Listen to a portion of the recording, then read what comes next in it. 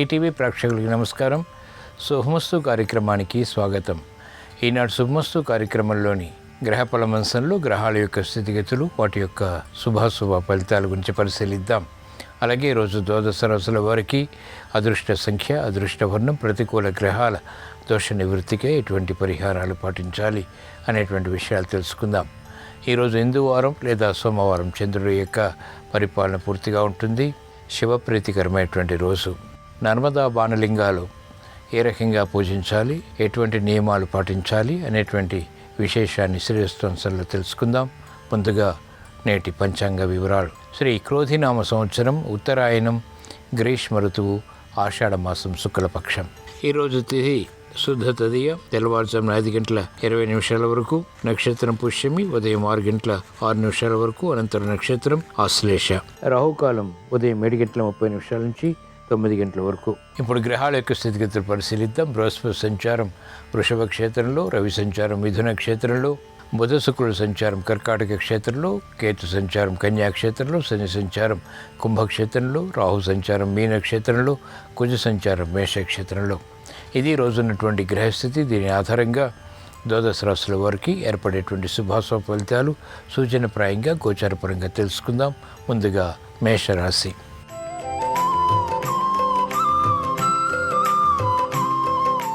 ఈరోజు మేషరాశి వారి ఫలితాలను పరిశీలించినట్లయితే ఆకస్మిక విరోధాలు తలెత్తినప్పటికీ అంతిమంగా సద్దుమణుగుతాయి. ఆర్థిక విషయాల్లో అలజడి తగ్గుతుంది. మెరుగైనటువంటి అవకాశాలు వృత్తి, వ్యాపార, ఉద్యోగ సంబంధిత కార్యకలాపాల్లో మాత్రం పొందగలుగుతారు. కార్యసాధనకే చేసేటువంటి ప్రయత్నాలు కలిసి వస్తాయి. ఆరోగ్య విషయంలో కూడా మంచి మార్పులు చేకూరుతాయి. పట్టుదలతో కార్యక్రమాలు కొనసాగించి అంతిమంగా విజయాలు పొందగలుగుతారు. ఆర్థిక విషయాలు వ్యాపార రంగం వారికి యోగిస్తాయి. సరైన సమయంలో సరైన నిర్ణయాలు క్రీడా రంగం వారు తీసుకోగలుగుతారు. అభివృద్ధి సాఫ్ట్వేర్ రంగం వారికి కొనసాగుతుంది. వ్యవసాయ రంగం వారికి అత్యంత అనుకూలం. ప్రాధాన్యతతో కూడినటువంటి అంశాలు వైద్య వృత్తి వారికి బలాన్ని కలిగిస్తాయి. ఈరోజు మేషరాశి వారు ప్రతికూల ప్రభావాన్ని దూరం చేసుకుని ఎదుర్కొని అనుకూలంగా మరల్చుకుని మంచి విషయాలు సాధించడానికి శ్రీ ఆంజనేయ స్వామిని దర్శించడం, స్మరించడం, పూజించడం శ్రేయస్కరం. ఈరోజు మేషరాశి వారి అదృష్ట సంఖ్య 1. ఈరోజు మేషరాశి వారి అదృష్ట వర్ణం ఎరుపు.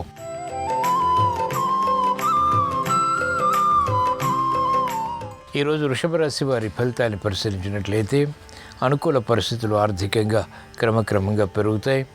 ఖర్చులు ఉక్కిరిబిక్కిరి చేస్తాయి. నూతన కార్యక్రమాలు వేగవంతంగా ప్రారంభించలేకపోతారు. ఆరోగ్య విషయంలో మహిళలు జాగ్రత్తలు పాటించాలి. అనుచిత పరిస్థితులు వ్యాపార రంగం వారికి ఆర్థికంగా కొనసాగుతాయి. మానసిక భీతి పెరుగుతుంది. చేపట్టినటువంటి కార్యకలాపాలపై సందేహాలు, సంకోచాలు వంటి ప్రబలమవుతాయి. వైద్య వృత్తి వారికి ప్రాధాన్యత తగ్గుతుంది. మెరుగైనటువంటి అవకాశాలు విద్యార్థులు గట్టి కృషితో మాత్రమే పొందగలుగుతారు. కాలయాపన ద్వారా ఏర్పడినటువంటి సమస్యలు న్యాయవాద వృత్తి వారికి జటిలమవుతాయి. సాఫ్ట్వేర్ రంగం వారికి సామాన్యం. వ్యవసాయ రంగం వారికి గట్టి కృషితో కూడినటువంటి కార్యక్రమ నిర్వహణ ద్వారా మాత్రమే విజయాలు ప్రాప్తిస్తాయి. ఈరోజు వృషభ రాశి వారు ప్రతికూల ప్రభావాన్ని దూరం చేసుకుని ఎదుర్కొని అనుకూలంగా మరల్చుకుని మంచి విజయాలు సాధించడానికి శ్రీ సుబ్రహ్మణ్య స్వామిని దర్శించడం, స్మరించడం, పూజించడం శ్రేయస్కరం. ఈరోజు వృషభ రాశి వారి అదృష్ట సంఖ్య 2. ఈరోజు వృషభ రాశి వారి అదృష్ట వర్ణం తెలుపు.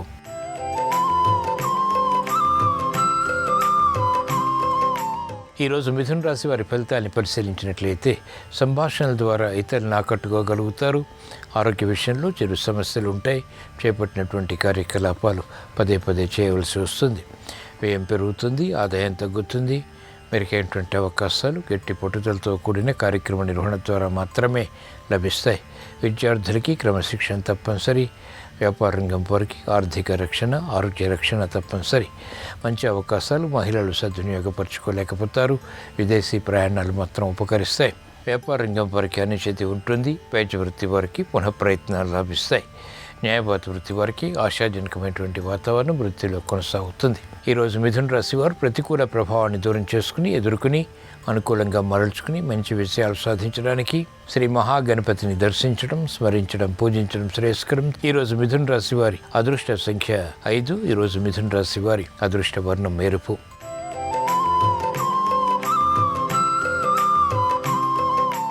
ఈరోజు కర్కాటక రాశి వారి ఫలితాన్ని పరిశీలించినట్లయితే ఆరోగ్య విషయంలో చిరు సమస్యలు తలెత్తుతాయి. నూతన విధి విధానాలతో కూడినటువంటి కార్యక్రమాలు ప్రారంభించగలుగుతారు. అనుచిత పరిస్థితులు వృత్తి, వ్యాపార, ఉద్యోగ సంబంధిత కార్యక్రమాల్లో కొనసాగుతాయి. శ్రమకి గురయ్యేటువంటి సంఘటనలు ఉంటాయి. చేపట్టినటువంటి కార్యకలాపాలు పదే పదే చేయవలసి వస్తుంది. రాజకీయ రంగం వారికి అత్యంత ప్రతికూల పరిస్థితులు తారసపడతాయి. విద్యార్థులకి అవరోధాలు విద్యలో ఎదురవుతాయి. కార్యక్రమాలు మహిళలు వెంటనే పూర్తి చేయలేకపోతారు. మనస్పర్ధలు పెరుగుతాయి. అనుచిత పరిస్థితులు వ్యాపార రంగం వారికి ఆర్థికంగా ఉంటాయి. చేపట్టినటువంటి కార్యకలాపాల్లో ఆత్మవిశ్వాసం క్రీడా రంగం వారికి తగ్గుతుంది. ఈరోజు కర్కాటక రాశి వారు ప్రతికూల ప్రభావాన్ని దూరం చేసుకుని ఎదుర్కొని అనుకూలంగా మరల్చుకుని మంచి విజయాలు సాధించడానికి శ్రీ దక్షిణామూర్తిని దర్శించడం, స్మరించడం, పూజించడం శ్రేయస్కరం. ఈరోజు కర్కాటక రాశి వారి అదృష్ట సంఖ్య 2. ఈరోజు కర్కాటక రాశి వారి అదృష్ట వర్ణం తెలుపు.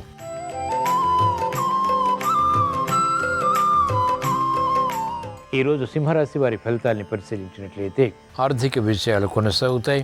ఉద్యోగ ప్రయత్నాలు ఫలిస్తాయి. ఆగిపోయినటువంటి కార్యకలాపాలు పునః ప్రారంభించగలుగుతారు. చేపట్టినటువంటి కార్యకలాపాలపై స్ఫూర్తి పెరుగుతుంది. విజయాలకై తహతహ కలిగి ఉంటారు. రాజకీయ రంగం వారికి అత్యంత అనుకూలం. వ్యాపార రంగం వారికి ఆర్థిక విధి విధానాలు కలిసి వస్తాయి. నూతన కార్యక్రమాలకు మహిళలు శ్రీకారం చుట్టగలుగుతారు. పిల్లల అభివృద్ధితో పాటు ఆర్థిక వృద్ధి ఆనందానికి దారితీస్తుంది. సాఫ్ట్వేర్ రంగం వారికి ప్రాధాన్యత పెరుగుతుంది. వ్యవసాయ రంగం వారికి ప్రోత్సాహంతో కూడినటువంటి ఆర్థిక బలం ఉన్నతిని కలిగిస్తుంది. మంచి అవకాశాలు వైద్య వృత్తి వారికి లభిస్తాయి. న్యాయవాద వృత్తి వారికి అనుకోని సంఘటనల ద్వారా ఏర్పడినటువంటి సమస్యలు పరిష్కరింపబడతాయి. ఈరోజు సింహరాశి వారు ప్రతికూల ప్రభావాన్ని ఎదుర్కొని అనుకూలంగా మరల్చుకుని మంచి విజయాలు సాధించడానికి మహాగణపతిని దర్శించడం, స్మరించడం, పూజించడం శ్రేయస్కరం. ఈరోజు సింహరాశి వారి అదృష్ట సంఖ్య 1. ఈరోజు సింహరాశి వారి అదృష్ట వర్ణం ఎరుపు.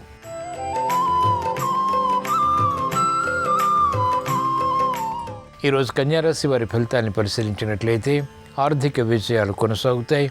ఆశించినటువంటి ప్రయోజనాలు త్వరితగతిని పూర్తి చేయగలుగుతారు. మనస్పర్ధలు కనుమరుగవుతాయి. విరోధాలు దూరమవుతాయి. ప్రశాంతతతో కూడినటువంటి కార్యక్రమ నిర్వహణ కొనసాగించి ఉత్తమ విజయాలు పొందగలుగుతారు. గృహ విషయాల అనుకూలం. స్నేహితుల ద్వారా లబ్ధి చేకూరుతుంది. శుభకార్య నిర్వహణకై తహతహ పెరుగుతుంది. చేపట్టినటువంటి కార్యకలాపాలు కలిసి వస్తాయి. మానసిక వేదనలు మహిళలకు దూరమవుతాయి. ప్రశాంతత పెరుగుతుంది. మంచి అవకాశాలు సద్వినియోగపరచుకోగలుగుతారు. వృత్తి, వ్యాపార, ఉద్యోగ సంబంధిత కార్యకలాపాల్లో ప్రాధాన్యత, గుర్తింపు పొందగలుగుతారు. మంచి అవకాశాలు న్యాయవాద వృత్తి వారు కూడా పొందగలుగుతారు. వైద్య వృత్తి వారికి కీలక బాధ్యతల ద్వారా తీసుకున్నటువంటి నిర్ణయాల్లో అభివృద్ధి కొనసాగుతుంది. ఈరోజు కన్యారాశి వారు ప్రతికూల ప్రభావాన్ని దూరం చేసుకుని ఎదుర్కొని అనుకూలంగా మరల్చుకుని మంచి విజయాలు సాధించడానికి శ్రీ మహావిష్ణువుని దర్శించడం, స్మరించడం, పూజించడం శ్రేయస్కరం. ఈరోజు కన్యారాశి వారి అదృష్ట సంఖ్య 5. ఈరోజు కన్యారాశి వారి అదృష్ట వర్ణం ఎరుపు.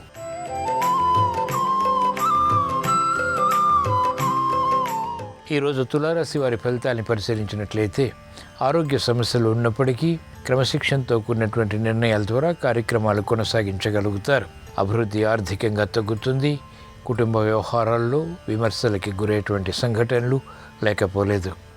చేపట్టినటువంటి కార్యకలాపాల్లో మందత్వం కొనసాగుతుంది. ఆశించినటువంటి ప్రయోజనకర కార్యక్రమ నిర్వహణ ఆలస్యంగా సత్ఫలితాన్ని కలిగిస్తుంది. వ్యాపార రంగం వారికి ఆర్థిక పరీక్షలు ప్రబలమవుతాయి. చేపట్టినటువంటి కార్యకలాపాలపై అసంతృప్తి, విముఖత వంటివి ఉంటాయి. విద్యార్థులకి అవమానకర సంఘటనలు ఉంటాయి. చేపట్టినటువంటి కార్యకలాపాలు మహిళలు మెల్లమెల్లగా పూర్తి చేయగలుగుతారు. వినోదాల్లో పాల్గొంటారు. ఆశించినటువంటి కార్యక్రమాలు రాజకీయ రంగం వారు పొందలేకపోతారు. అనుచితి కొనసాగుతుంది. ఈరోజు తులారాశి వారు ప్రతికూల ప్రభావాన్ని దూరం చేసుకుని ఎదుర్కొని అనుకూలంగా మరల్చుకుని మంచి విజయాలు సాధించడానికి శ్రీ మహావిష్ణువుని దర్శించడం, స్మరించడం, పూజించడం శ్రేయస్కరం. ఈరోజు తులారాశి వారి అదృష్ట సంఖ్య 2. ఈరోజు తులారాశి వారి అదృష్ట వర్ణం తెలుపు.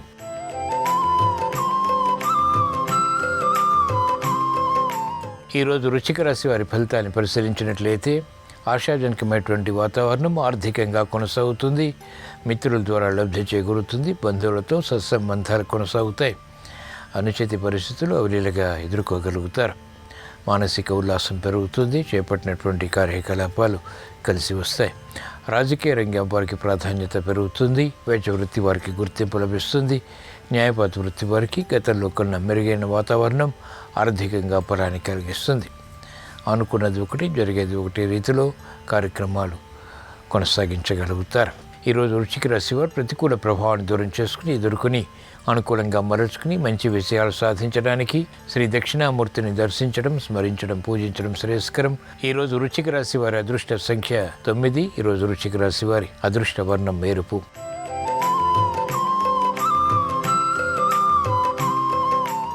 ఈరోజు ధనుసు రాశి వారి ఫలితాన్ని పరిశీలించినట్లయితే ఆకస్మిక చిక్కులు, సమస్యలు ఎదురైనప్పటికీ అంతిమంగా పరిష్కరింపబడతాయి. శ్రమతో కూడిన విజయాలు సాధించగలుగుతారు. ఆకస్మిక చిక్కులు, సమస్యలు వెలుగులోకి వస్తాయి. నూతన కార్యక్రమాలకు శ్రీకారం మాత్రం చుట్టగలుగుతారు. కుటుంబ వ్యవహారాల్లో మనస్పర్ధలు పెరుగుతాయి. ఆలోచించి నిర్ణయాలు తీసుకుని కార్యక్రమాలు చేపట్టడం క్షేమదాయకం, లాభదాయకం. మహిళలకు ఆరోగ్య విషయంలో సమస్యలు ఎదురవుతాయి. కార్యక్రమ నిర్వహణలో క్రమశిక్షణ వ్యాపార రంగం వారికి తగ్గుతుంది. తలచెందే తడుగా కార్యక్రమాలు చేపట్టి సమస్యలు ఎదుర్కోవాల్సి వస్తుంది. మెరుగైనటువంటి అవకాశాలు మహిళలకు తగ్గుతాయి. కార్యక్రమ నిర్వహణలో ఉపాధ్యాయ వృత్తి వారికి ఊరట లభిస్తుంది. ఈరోజు ధనుసు రాశి వారు ప్రతికూల ప్రభావాన్ని దూరం చేసుకుని లేదా ఎదుర్కొని అనుకూలంగా మరల్చుకుని మంచి విజయాలు సాధించడానికి శ్రీకృష్ణ పరమాత్మని దర్శించడం, స్మరించడం, పూజించడం శ్రేయస్కరం. ఈరోజు ధనుసు రాశి వారి అదృష్ట సంఖ్య 3. ఈరోజు ధనుసు రాశి వారి అదృష్ట వర్ణం తెలుపు.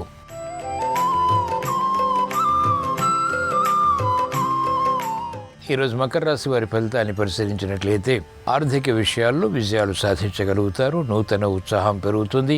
కార్యక్రమాల్లో శీఘ్రగతిని పూర్తి చేసి అనుకూలత సాధించగలుగుతారు. క్రమశిక్షణతో కూడినటువంటి నిర్ణయాల ద్వారా ప్రశంసలు పొందగలుగుతారు. శ్రమ ఉన్నప్పటికీ చేపట్టినటువంటి కార్యకలాపాల్లో అనుకూలత సాధించగలుగుతారు. వ్యాపార రంగం వారికి అత్యంత అనుకూలం. ఆర్థిక విధి విధానాలు కలిసి వస్తాయి. మహిళలకు మానసిక ఒత్తిళ్లు తగ్గుతాయి. శ్రమ అధికంగా ఉన్నప్పటికీ చేపట్టినటువంటి కార్యకలాపాలు విజయవంతమవుతాయి. సాఫ్ట్వేర్ రంగం వారికి గుర్తింపు లభిస్తుంది. వైద్య వృత్తి వారికి పునః ప్రయత్నాలు లాభిస్తాయి. ఆశాజనకమైనటువంటి వాతావరణం న్యాయవాద వృత్తి వారికి ఆర్థికంగా కొనసాగుతుంది. ఈరోజు మకర రాశి వారు ప్రతికూల ప్రభావాన్ని దూరం చేసుకుని ఎదుర్కొని అనుకూలంగా మరల్చుకుని మంచి విజయాలు సాధించడానికి శ్రీ వెంకటేశ్వర స్వామిని దర్శించడం, స్మరించడం, పూజించడం శ్రేయస్కరం. ఈరోజు మకర రాశి వారి అదృష్ట సంఖ్య 5. ఈరోజు మకర రాశి వారి అదృష్ట వర్ణం ఎరుపు.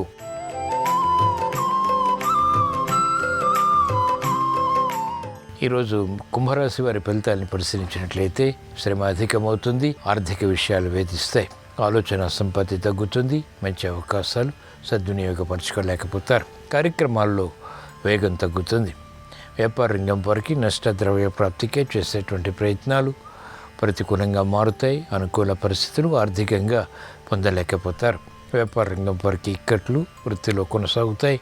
ఆలోచించి నిర్ణయాలు తీసుకోవటం క్షేమదాయకం. దూకుడు స్వభావం, దూకుడు నిర్ణయాల ద్వారా ఏర్పడినటువంటి సమస్యలు జటిలమవుతాయి. ఈరోజు కుంభరాశి వారు ప్రతికూల ప్రభావాన్ని దూరం చేసుకుని ఎదుర్కొని అనుకూలంగా మరల్చుకుని మంచి విషయాలు సాధించడానికి ఈశ్వరారాధన, ఈశ్వర స్మరణ, ఈశ్వరాభిషేకం వంటి ప్రక్రియలు ఉపకరిస్తాయి. ఈరోజు కుంభరాశి వారి అదృష్ట సంఖ్య 2. ఈరోజు కుంభరాశి వారి అదృష్ట వర్ణం పసుపు.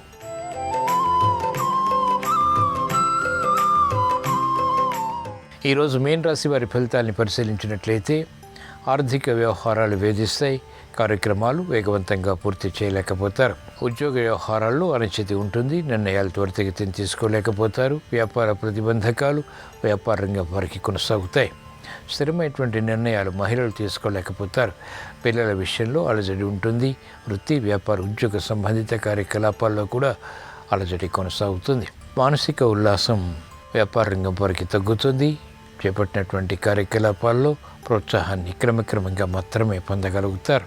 ఈరోజు మీన రాశి వారు ప్రతికూల ప్రభావాన్ని దూరం చేసుకుని ఎదుర్కొని అనుకూలంగా మరల్చుకుని ఇంకా మంచి విషయాలు సాధించడానికి శ్రీ మహావిష్ణువుని దర్శించడం, స్మరించడం, పూజించడం శ్రేయస్కరం. ఈరోజు మీన రాశి వారి అదృష్ట సంఖ్య 6. ఈరోజు మీన రాశి వారి అదృష్ట వర్ణం తెలుపు. ఇవి ఈరోజు ద్వాదశ రాశుల వారికి ఏర్పడేటువంటి శుభాశుభ ఫలితాలు.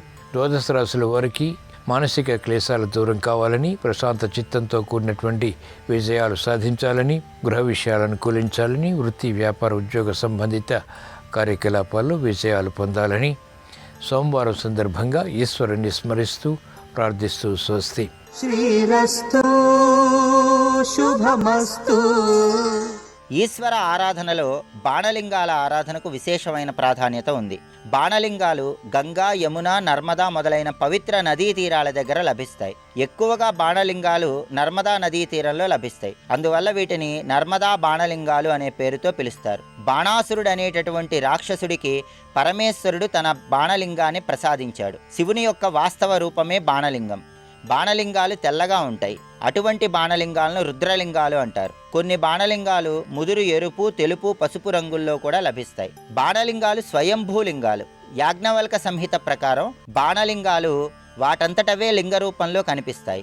అలాగే యాజ్ఞవల్క సంహిత ప్రకారం బాణలింగాలు బ్రాహ్మీ ముహూర్తంలో పూజిస్తే అద్భుతమైన విజయాలు సాధించవచ్చని చెప్పారు. బాణలింగాలను పువ్వులతో పూజించి అభిషేకం చేసి రకరకాల పదార్థాలను నివేదించడం ద్వారా శివానుగ్రహం సంపూర్ణంగా కలుగుతుంది. అలాగే బాణలింగాలు తేనె రంగులో కానీ, తెలుపు, నీలం, ఆకుపచ్చ రంగుల్లో కానీ ఉంటాయి. సూత సంహిత అనే గ్రంథం ప్రకారం పద్మం ఆకారంలో పొడవుగా ఉన్న బాణలింగాలకు పూజ చేస్తే ఉత్తమోత్తమైనటువంటి ఫలితాలు కలుగుతాయి. బాణలింగాలకి నమక చమకాలతో అభిషేకం చేసి పుష్పార్చన చేసినట్లయితే పరమేశ్వరుడి సంపూర్ణమైన అనుగ్రహానికి సులభంగా పాత్రులు కావచ్చు.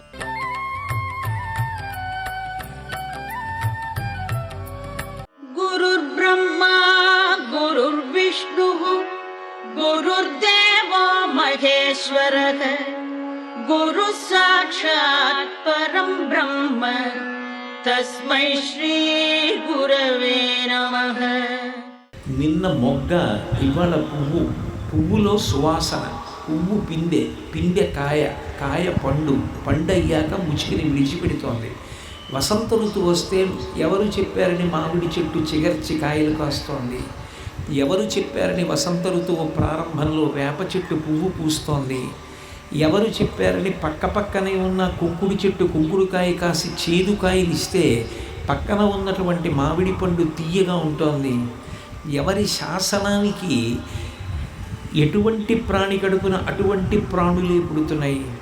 ఎవరి శాసనం వలన పుట్టిన ప్రతి ప్రాణికి అన్నం దొరుకుతోంది. ఆయన ఎవరో ఉన్నాడు, నువ్వు చూడనంత మాత్రం చేత ఆయన లేడు అని చెప్పలేవు. ప్రపంచంలో ఇవన్నీ జరుగుతున్నాయి. భూమి తిరుగుతోంది, సూర్యచంద్రులు ఉదయిస్తున్నారు, అస్తమిస్తున్నారు, ఋతువులు మారుతున్నాయి, సూర్యుడు కదులుతున్నాడు. ఇవన్నీ ఎవరి యొక్క అనుగ్రహానికి, ఎవరి శాసనానికి కదులుతున్నాయి. ఒకడు ఉన్నాడు, ఎవరి అనుగ్రహం కలిగితే జీవుడు అమ్మ కడుపులోకి వచ్చాడు.